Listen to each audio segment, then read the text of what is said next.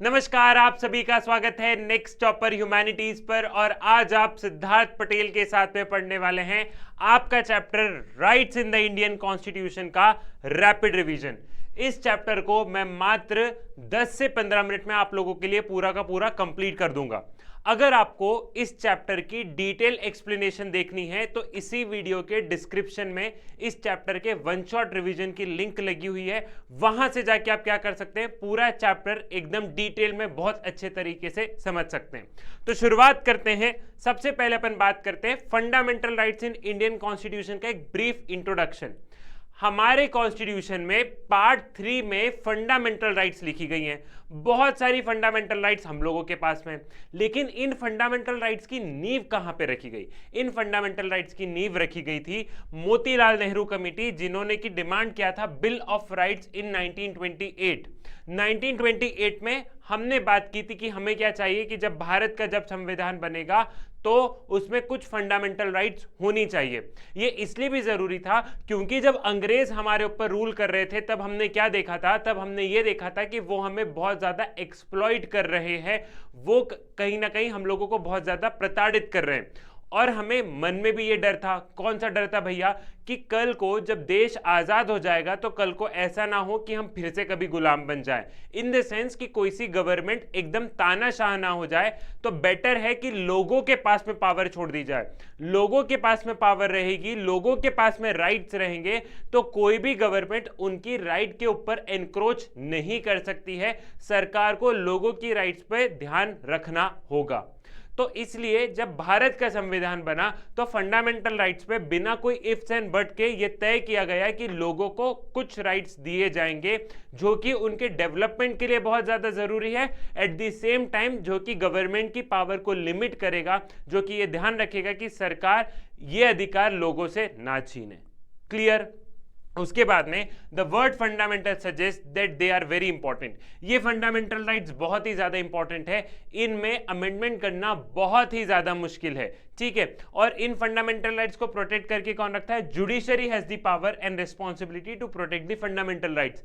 अगर ये fundamental rights पे क्या होता है, अगर इन फंडामेंटल राइट्स पे कल को क्या हो रहा है, कल को अगर सरकार कोई लॉ लेके आ रही है जिससे कि अगर हमारी फंडामेंटल राइट्स कर्टेल हो रही है, जिससे कि हमारी फंडामेंटल राइट्स को सरकार छीनने की कोशिश कर रही है, तो हमारी जुडिशरी के पास में क्या है? जुडिशरी के पास में बहुत ज्यादा पावर है। जुडिशरी उस कानून को नल एंड वॉइड डिक्लेयर कर देगी। क्लियर? ये आपको एक ब्रीफ अंडरस्टैंडिंग यहां पर लग गई है। अब अपन बात कर लेते हैं कि कौन कौन से फंडामेंटल राइट्स हमारे इंडियन कॉन्स्टिट्यूशन में मेंशन है। सबसे पहले अगर हम लोग बात करें तो राइट टू इक्वालिटी। ठीक है, राइट टू इक्वालिटी में बहुत सारे राइट्स होते हैं। वो कौन कौन से राइट है? Equality before law. कानून की नजर में क्या है? कानून की नजर में हम सारे के सारे लोग क्या हैं? सारे के सारे लोग इक्वल हैं।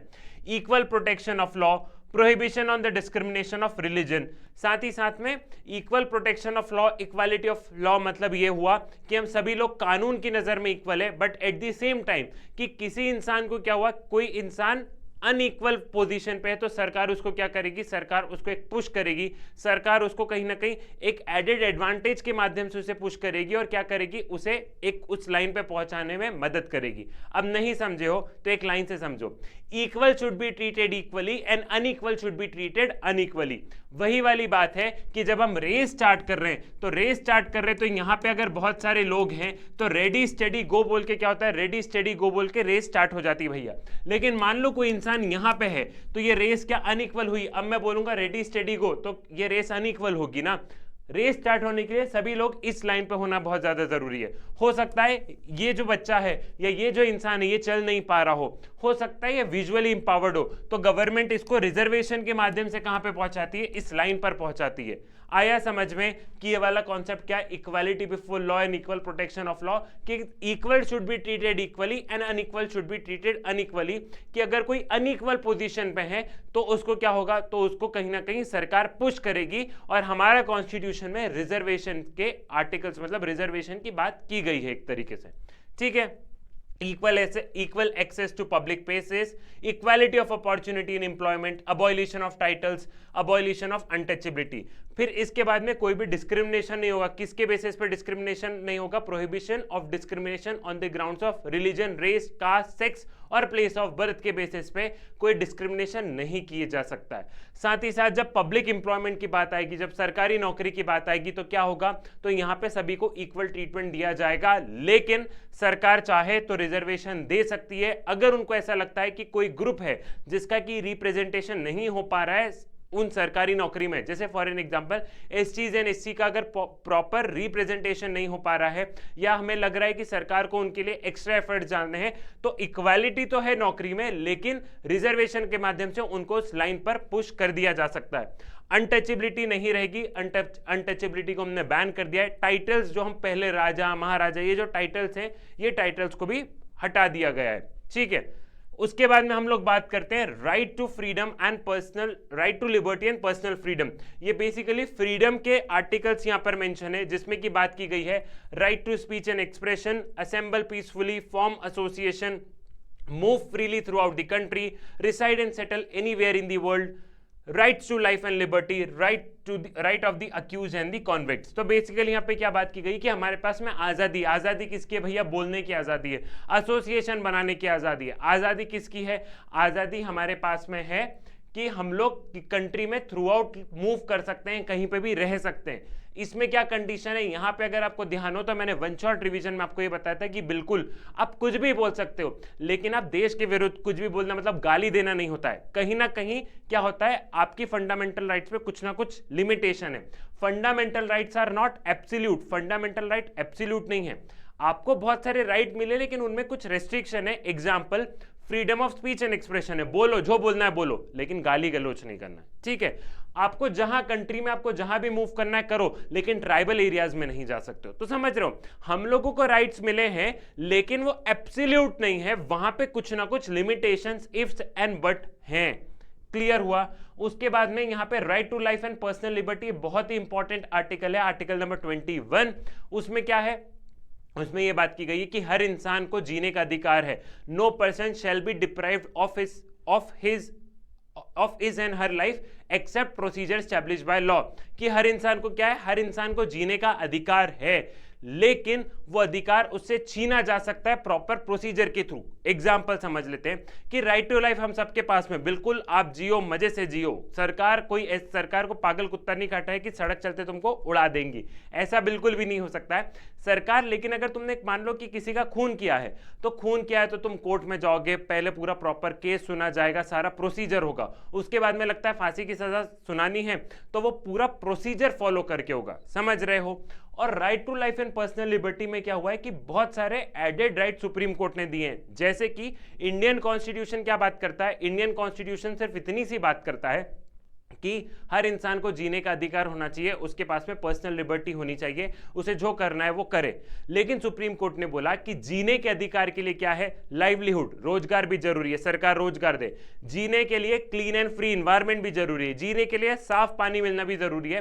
तो हम लोगों ने ये देखा कि कॉन्स्टिट्यूशन में तो मात्र इतने से राइट मिले थे, लेकिन over the time supreme court ने उन राइट्स को बड़ा बड़ा बड़ा बड़ा बड़ा करते हुए हम लोगों को बहुत सारे राइट्स दे दिए। तो हमें कॉन्स्टिट्यूएंट असेंबली ने राइट्स इतने से दिए हैं, लेकिन आज की तारीख में हमारे पास में इतने सारे राइट्स हैं, समझ गए हो, ठीक है।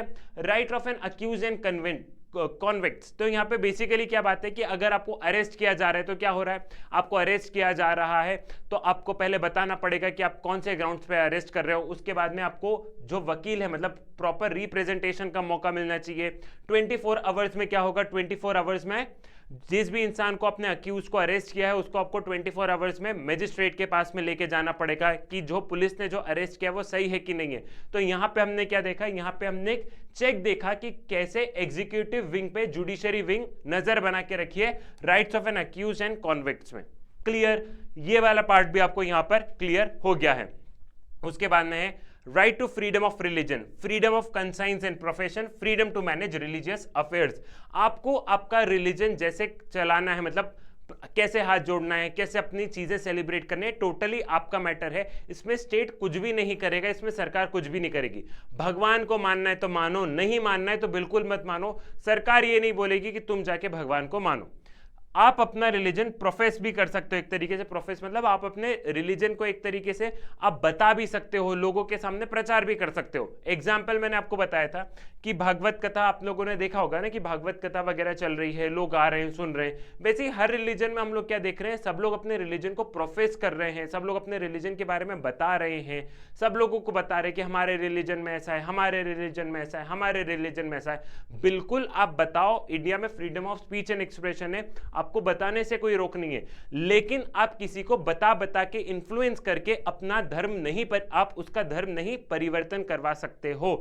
राइट यहाँ पे जो कन्वर्जन वाली चीज है, कन्वर्जन वाली चीज को क्या है, कन्वर्जन वाली चीज के अगेंस्ट में है गवर्नमेंट का बोलना है बिल्कुल तुम बोलो, कोई बिल्कुल बोलो, प्रचार करो, लेकिन तुम किसी को जानबूझ करके अपने रिलीजन में कन्वर्ट नहीं करवा सकते हो। ठीक है, ये वाली डिबेट इससे एसोसिएटेड है। Then rights to exploitation, prohibition of forced labour और prohibition of employment of children in hazardous job. तो बेसिकली फोर्स्ड लेबर या आप हजार्डियस जॉब, फैक्ट्री वगैरह में क्या हो सकते हैं, चिल्ड्रन काम नहीं कर सकते हैं। सिंपल है ये। कल्चरल एंड एजुकेशनल राइट्स, तो यहाँ पे बेसिकली जो हम बात करते हैं कि जो प्रोटेक्शन ऑफ लैंग्वेज जो है ना, लैंग्वेज को प्रोटेक्शन है माइनॉरिटीज की, जैसे जो ट्राइबल पॉपुलेशन है, ठीक है, उनकी अपनी लैंग्वेज होती है, उनके अपने कस्टम और ये तमाम तरीके की चीजें होती है, तो उनको क्या है, उनको एक तरीके से प्रोटेक्शन दी गई है, क्योंकि इंडिया में क्या है, इंडिया में डाइवर्सिटी है, हम उस डाइवर्सिटी के साथ में सभी की रिस्पेक्ट करते हैं। हम ये चाहते हैं कि कोई भी चीज लुप्त ना हो जाए इंडिया से, जो ट्राइबल पॉपुलेशन है उनकी जो लैंग्वेज है, उनकी जो चीजें चली आ रही वो एज इट इज रहे। साथ ही साथ जो माइनॉरिटीज है वो अपने एजुकेशनल इंस्टीट्यूशन स्टैब्लिश कर सकती है। एग्जाम्पल हो गया मदरसाज, ठीक है, तो वो क्या है, जो माइनॉरिटीज है वो अपने एजुकेशनल इंस्टीट्यूशन स्टैब्लिश कर सकती है। क्लियर। इसके बाद में सबसे important article, right to constitutional remedy. यहां पे क्या है कि अगर आपकी फंडामेंटल राइट अगर वॉयलेट हो गई है तो आप सीधा सुप्रीम कोर्ट में जा सकते हो, और ये आर्टिकल सबसे ज्यादा इंपॉर्टेंट आर्टिकल है। इस आर्टिकल से पेपर में सवाल भी आते हैं, इसका डिटेल आप लोग वन शॉट रिवीजन में जाके देख सकते हो, यहां से पक्का सवाल बनेगा। राइट टू कॉन्स्टिट्यूशनल रेमेडी में क्या है कि अगर मेरी फंडामेंटल राइट वॉयलेट हुई है तो मैं डायरेक्ट सुप्रीम कोर्ट के पास में जा सकता हूं, और डॉक्टर BR अम्बेडकर ने राइट टू कॉन्स्टिट्यूशनल रेमेडी को बोला है heart and the soul of Indian constitution. ये वाला आर्टिकल नहीं हो तो फंडामेंटल राइट्स कोई मतलब की नहीं है, क्योंकि आपने फंडामेंटल राइट्स तो बहुत सारी दे दी, लेकिन मान लो उन फंडामेंटल राइट्स को सरकार ने माना ही नहीं, तो तुम क्या कर लोगे, तुम कोर्ट जा सकते हो, और वो लिखा है article number 32, that is right to constitutional remedies में। क्लियर है, समझ में आ गया। तो ये थी हमारी फंडामेंटल राइट्स। अब बारी आती है directive principle of the state policy की। Directive principle of the state policy constitution के पार्ट 4 में है। कहां पर है, पार्ट 4 में। जैसा कि नाम बता रहा है directive principle of the state policy, ये एक तरीके से क्या कर रहे हैं, ये एक तरीके से सरकार को डायरेक्शन दे रहे हैं। क्या डायरेक्शन दे रहे हैं कि कैसे सरकार की पॉलिसी होनी चाहिए। Directive principles of the state policy, नाम से समझो कि ये यहां पे सरकार को डायरेक्शन दे रहे हैं। यहां पे जो आर्टिकल है सरकार को डायरेक्शन दे रहे हैं कि किस हिसाब से स्टेट सरकार की पॉलिसी होनी चाहिए। जैसे राइट टू एजुकेशन, तो सरकार राइट पे काम कर रही है, मतलब एजुकेशन पर काम कर रही है, पंचायती राज पे काम कर रही है।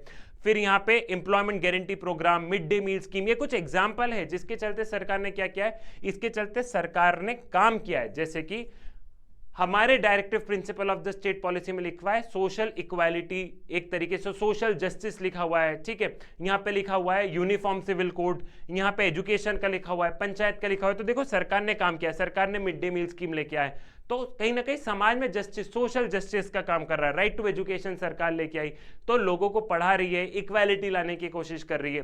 तो हमने क्या देखा, ये एक तरीके से क्या होता है, एक तरीके से सरकार को बताने का मतलब कॉन्स्टिट्यूएंट मेकर्स ने क्या किया है, कॉन्स्टिट्यूएंट मेकर्स ने इन directive principle of the state policy में बहुत सारे पॉइंट्स लिखे हैं। वो एक तरीके से सरकार के लिए एक डॉक्यूमेंट हो गया। कैसा डॉक्यूमेंट हो गया कि सरकार को कैसे पॉलिसी बनानी है। क्लियर। अब फंडामेंटल राइट्स और directive principle of the state policy में क्या डिफरेंस है। फंडामेंटल राइट्स जो है वो कि एनफोर्सिएबल है।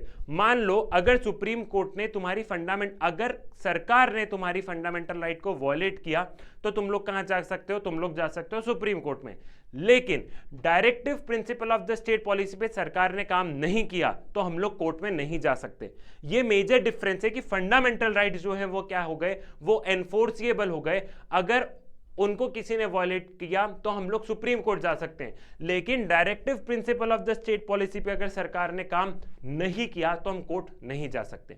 लेकिन आज तक की जितनी भी सरकार है वो ऐसा नहीं है कि directive principle of the state policy को बहुत हल्के में लेती है, वो बिल्कुल directive principle of the state policy पे काम करती है, क्योंकि वो चाहती है कि समाज में जस्टिस बना रहे, इक्वालिटी आए, देश में एक तरीके से क्या हो, बदलाव हो। तो सरकार हमेशा डीपीएसपीस पे काम करती रहती है। अब भैया क्या हुआ, हम लोग ये देख रहे थे कि जब भी सरकार किस पे काम कर रही थी, जब भी सरकार directive principle of the state policy पे काम कर रही थी तो कहीं ना कहीं लोगों की फंडामेंटल राइट वॉलेट हो रही थी। जैसे कि राइट टू प्रॉपर्टी जो है पहले फंडामेंटल राइट हुआ करता था, तो सरकार क्या करती थी, सरकार लैंड रिफॉर्म्स लेके आई। अब सरकार को कुछ भी काम करना है तो लैंड तो एक्वायर करना पड़ेगा। सरकार को जो बड़े बड़े जमींदार थे उन जमींदार से लैंड लेके गरीबों में डिस्ट्रीब्यूट करना है, सरकार को लैंड एक्वायर करना रोड के लिए, रेलवे के लिए। तो बार बार क्या हो रहा था, सरकार जब भी directive principle of the state policy पे काम कर रही थी तो जब हम लोग देख रहे थे लोगों की फंडामेंटल राइट वॉलेट हो रही थी, और इसके चलते सुप्रीम कोर्ट में बहुत ज्यादा केसेस जा रहे थे। तो इनिशियली हमने ये देखा कि सुप्रीम कोर्ट फंडामेंटल राइट्स पे बहुत ज्यादा फोकस कर रही थी, लेकिन बाद में सुप्रीम कोर्ट ने एक बैलेंस बैठाने की कोशिश करी। सुप्रीम कोर्ट ने बोला कि नहीं भैया, सरकार को डायरेक्टिव प्रिंसिपल्स पे काम तो करना पड़ेगा, लेकिन at the same time fundamental rights violate नहीं होनी चाहिए। तो सबसे पहले राइट टू प्रॉपर्टी को फंडामेंटल राइट से हटा के एक नॉर्मल राइट, एक लीगल राइट के उसमें कर दिया, और वो आर्टिकल 300A। तो अब राइट टू प्रॉपर्टी क्या है, अब right to property fundamental right नहीं रहा है। तो इसके चलते आधी समस्या सॉल्व हो गई।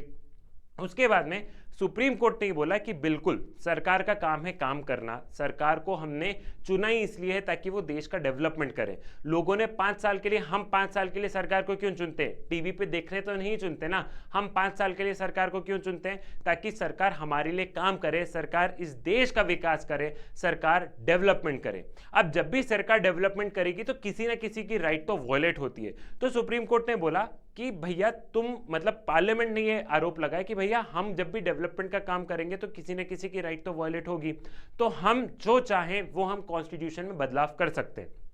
ये किसका आर्ग्यूमेंट था, ये आर्ग्यूमेंट था पार्लियामेंट का। पार्लियामेंट का ये कहना था कि हम कानून बनाते हैं और हम कॉन्स्टिट्यूशन में अमेंडमेंट भी करते हैं। तो पार्लियामेंट ने बोला कि देखो भैया, हम जो चाहें हम वो पार्लियामेंट में अमेंडमेंट कर सकते हैं। तो सुप्रीम कोर्ट ने इस चीज, सुप्रीम कोर्ट बोलती कि बिल्कुल हम मानते हैं कि आप जब भी डायरेक्टिव प्रिंसिपल को लेकर काम करते हो तो फंडामेंटल राइट्स वॉयलेट होती है, आप जो चाहो वो संविधान में अमेंडमेंट कर लो। ये सुप्रीम कोर्ट बोल रही, ठीक है, सुप्रीम कोर्ट पार्लियामेंट से बोल रही है कि आप जो चाहो आप कॉन्स्टिट्यूशन में अमेंडमेंट कर लो, लेकिन कॉन्स्टिट्यूशन का बेसिक स्ट्रक्चर में अमेंडमेंट नहीं होना चाहिए, लेकिन कॉन्स्टिट्यूशन के बेसिक स्ट्रक्चर में अमेंडमेंट नहीं होना चाहिए। यह बात कही थी उन्होंने केशवानंदा भारती केस में, और यह बहुत ही इंपॉर्टेंट केस है। अब यहां पे सवाल आया, क्या सवाल आया, सवाल आया सुप्रीम कोर्ट से, पार्लियामेंट ने पूछा कि बेसिक स्ट्रक्चर क्या होता है। तो सुप्रीम कोर्ट ने बोला नहीं, हम तुम्हें बेसिक स्ट्रक्चर की पूरी डेफिनेशन नहीं देंगे, लेकिन एक एग्जांपल दे देते हैं, तुमको अमेंडमेंट करना है करो। लेकिन हमारे कॉन्स्टिट्यूशन का एक बेसिक प्रिंसिपल है सेक्युलरिज्म, हमारे कॉन्स्टिट्यूशन का एक बेसिक प्रिंसिपल है कि डिस्क्रिमिनेशन नहीं होना चाहिए, हमारे कॉन्स्टिट्यूशन का एक बेसिक प्रिंसिपल है इक्वालिटी रहना चाहिए। तुम इन सब में छेड़खानी मत करो, बाकी तुमको कॉन्स्टिट्यूशन में अगर कुछ अमेंडमेंट करना है तो कर लो, लेकिन जो बेसिक प्रिंसिपल है, जो बेसिक नींव है संविधान की, जो जिस पे संविधान टिका हुआ है, जो एकदम वैल्यूज वाले जो प्रिंसिपल है, आप उसमें अमेंडमेंट नहीं कर सकते हो। तो यहां पे केशवानंदा भारती केस में क्या हुआ, केशवानंदा भारती केस में सुप्रीम कोर्ट ने एक तरीके से पार्लियामेंट से बोल दिया कि तुमको जो अमेंडमेंट करना है करो, लेकिन कॉन्स्टिट्यूशन के बेसिक स्ट्रक्चर में अमेंडमेंट नहीं होना चाहिए। बेसिक स्ट्रक्चर क्या है, तो सुप्रीम कोर्ट ने बोला हम डेफिनेशन नहीं देंगे, लेकिन हम तुमको एग्जाम्पल के माध्यम से समझा रहे हैं। जैसे सेक्युलरिज्म को नहीं बदल सकते, जैसे इक्वालिटी को नहीं बदल सकते, जैसे freedom of speech and expression को नहीं बदल सकते, इन सारी चीजों को तुम नहीं बदल सकते हो। क्लियर। तो एक तरीके से हमने क्या देखा, एक तरीके से यहां पे हमने देखा कि जुडिशरी अपने पास में पावर लेते हुए, फिर उसी के बाद में जो fundamental duties of the citizen है, ये ओरिजिनल कॉन्स्टिट्यूशन का पार्ट नहीं था। जब संविधान बना, जब कॉन्स्टिट्यूएंट असेंबली ने कॉन्स्टिट्यूशन बनाया, तो वहां पर बात सिर्फ फंडामेंटल राइट्स और directive principle of the state policy की हुई थी, फंडामेंटल ड्यूटीज की कोई बात नहीं हुई थी। लेकिन इमरजेंसी के दौरान इंदिरा गांधी ने क्या किया, कॉन्स्टिट्यूशन में अमेंडमेंट लेके आई, और उस दौरान हमने क्या देखा, उस दौरान उन्होंने फंडामेंटल ड्यूटीज को हमारे कॉन्स्टिट्यूशन में इंसर्ट किया। 42nd कॉन्स्टिट्यूशन अमेंडमेंट से फंडामेंटल ड्यूटीज को इंसर्ट किया और यहाँ पे हमने देखा कि कम से कम इनिशियली 10 थी, अब 11 है। यहाँ पे बहुत सारी फंडामेंटल ड्यूटीज को इंसर्ट कर दिया गया। अब फंडामेंटल ड्यूटीज क्या है भैया? आर्ग्यूमेंट ये था कि तुमने लोगों को राइट्स दे दिए, तुमने सरकार को बता दिया कि सरकार को क्या करना है, directive principle of the state policy के माध्यम से। लेकिन फंडामेंटल ड्यूटी में लोगों की भी तो कोई ड्यूटी है, तुम्हारी भी तो देश के प्रति कोई ड्यूटी होगी, मेरी भी तो देश के प्रति कोई ड्यूटी होगी। हम क्या सिर्फ राइट्स ही लेते रहेंगे? हमारी कोई ड्यूटी भी तो है। इसके चलते फंडामेंटल ड्यूटीज को इंसर्ट किया गया। एग्जाम्पल फंडामेंटल ड्यूटीज के बता देता हूं कि नेशनल फ्लैग की रिस्पेक्ट करना है, ठीक है, नेशनल एंथम की रिस्पेक्ट करना है, हमारे फ्रीडम फाइटर्स की रिस्पेक्ट करना है, बहुत बेसिक सी चीजें, ठीक। अगर मान लो कि कोई सिटीजन फंडामेंटल ड्यूटीज का पालन नहीं कर रहा तो उसके खिलाफ केस हो सकता है? नहीं हो सकता है, क्योंकि फंडामेंटल ड्यूटीज भी अनएनफोर्सिएबल है। सिर्फ फंडामेंटल राइट्स एनफोर्सिएबल है, बाकी directive principle of the state policy अनएनफोर्सिएबल है, फंडामेंटल ड्यूटीज भी अनएनफोर्सिएबल है। मतलब कि अगर कोई फंडामेंटल ड्यूटीज या सरकार directive principle of the state policy पे काम नहीं कर रही है तो हम कोर्ट में नहीं जा सकते हैं। लेकिन वही फंडामेंटल राइट्स पे अगर हमारी राइट्स किसी ने छीनी तो हम कोर्ट में जा सकते हैं। तो इसलिए मैंने बोला था कि फंडामेंटल राइट्स बहुत ही ज्यादा इंपॉर्टेंट पार्ट है, पूरे कॉन्स्टिट्यूशन का बहुत ही ज्यादा इंपॉर्टेंट पार्ट है फंडामेंटल राइट्स। और कॉम्पिटिटिव एग्जामिनेशन में भी फंडामेंटल राइट्स से सवाल आते हैं, साथ ही साथ एग्जामिनेशन में भी। इसी के साथ हमारा चैप्टर होता है कंप्लीट। लेकिन तुम्हें भी अपने ऐसे ही लक्ष्य पर क्या करना है, लक्ष्य पर एकदम सही जगह पे निशाना लगाना है।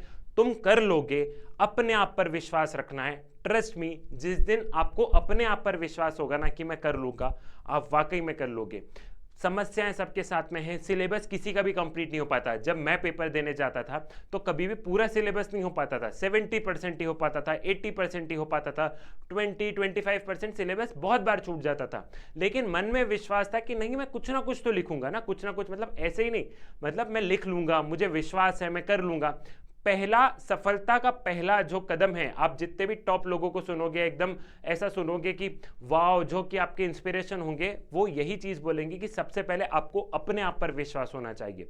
अपने आप पर विश्वास करो, मेहनत करो, मेहनत करने से नहीं डरना है। जब सपना देखा ही है तो बहुत बड़ा देख रहा है। अपने लिए करो, अपने माँ बाप के लिए करो और अपने देश के लिए भी करो। तो मुलाकात होगी अब आपसे नेक्स्ट रैपिड रिवीजन के साथ। लेकिन उससे पहले मैं अपनी लाइन बोलूंगा कि चाणक्य नीति से लेकर राजनीति तक तुम्हें जो चाहिए सब कुछ है मेरे पास। जब पॉलिटिकल साइंस में सिद्धार्थ पटेल है तो डरने की नहीं है बात। चलो अब जाता हूं मैं और मुलाकात होगी आपसे नेक्स्ट रैपिड रिवीजन में। तब तक के लिए धन्यवाद।